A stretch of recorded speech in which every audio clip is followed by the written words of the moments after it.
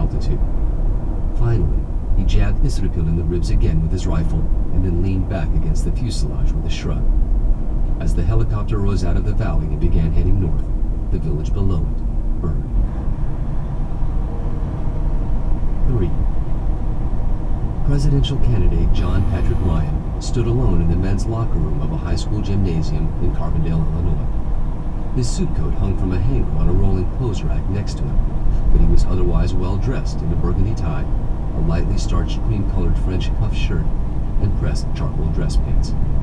He sipped bottled water and held a mobile phone to his ear.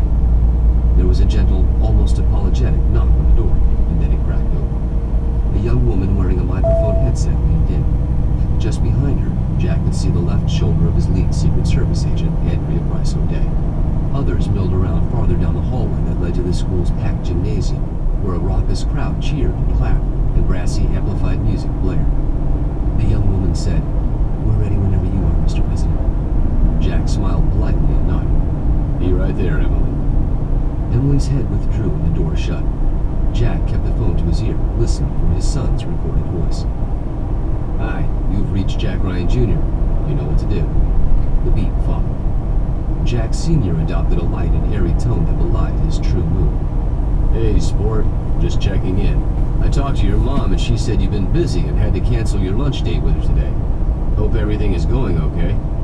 He paused, then picked back up. "I'm in Carbondale at the moment.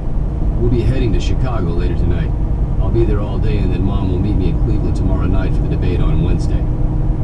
"Okay. Just wanted to touch base with you. Call me or Mom when you can, okay? Bye." Ryan disconnected the call and tossed the phone onto a sofa that had been placed along with a clothes rack and several other pieces of furniture into the makeshift dressing room. Jack wouldn't dare put his phone back in his pocket, even on vibrate, lest he forget to take it out before walking on stage. If he did forget and someone called, he'd be in trouble. Those lapel microphones picked up damn near everything, and undoubtedly, the press corps traveling with him would report to the world that he had uncontrollable gas and was therefore unfit to lead. Jack looked into a full-length mirror positioned between two American flags, and he forced a smile. He would have been self-conscious doing this in front of others, but Kathy had been prodding him of late, telling him that he was losing his Jack Ryan cool when talking about the policies of his opponent, President Ed Keelty. He'd have to work on that before the debate, when he sat on stage with Keelty himself. He was in a sour mood this evening, and he needed to shake it off before he hit the stage. He hadn't talked to his son, Jack Jr., in weeks, just a couple of short and sweet emails.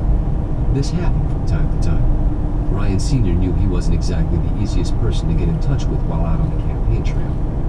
But his wife, Kathy, had mentioned just minutes before that Jack hadn't been able to get away from work to meet up with her in Baltimore that afternoon, and that worried him. Though there was nothing unusual about parents wanting to stay in touch with their adult child, the presidential candidate and his wife had added reason for concern, because they both knew what their son did for a living. Well, Jack Sr. thought to himself, he knew what his son did, more or less, and his wife knew, to an extent. Several months back, Sr. and Jr. had sat Kathy down with high hopes of explaining. They'd planned on laying out Jack Jr.'s occupation as an analyst and operative for an off-the-books spy agency formed by Sr. himself and helmed by former Senator Jerry Henley. The conversation had started off well,